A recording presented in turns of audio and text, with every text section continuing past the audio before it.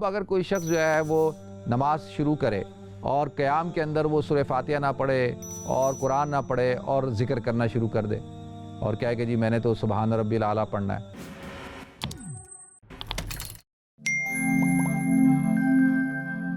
کہ کیا ہم سجدے کے اندر دعائیں مانگ سکتے ہیں؟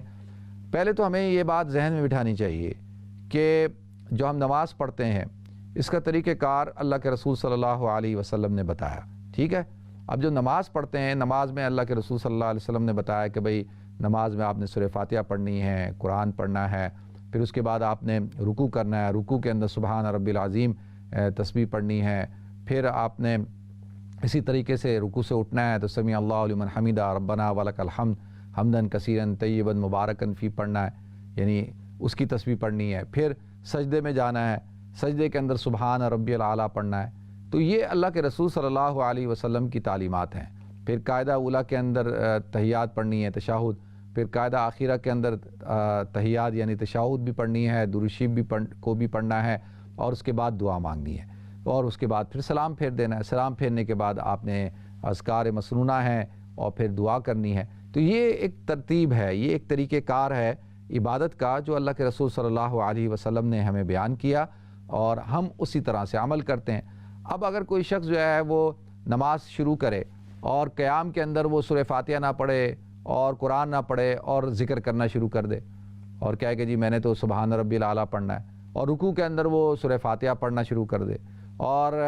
سجدے کے اندر وہ کہے کہ میں نے تلاوت کرنی ہے، میں سجدے کے اندر تلاوت کروں گا، اور میں جو ہے وہ قاعدے کے اندر تلاوت کروں گا، میں التحیات سجدے میں پڑھ لوں گا، میں درود شریف جو ہے رکوع میں پڑھ لوں گا۔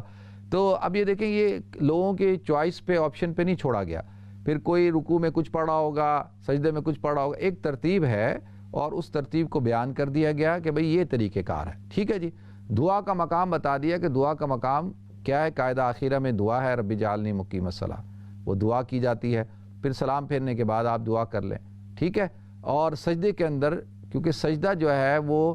انتہائی درجے عاجزی کی علامت ہے، عبدیت کی علامت ہے، ایک عابد اور معبود کے درمیان جو عبد کا تعلق ہوتا ہے اس کا اظہار ہے،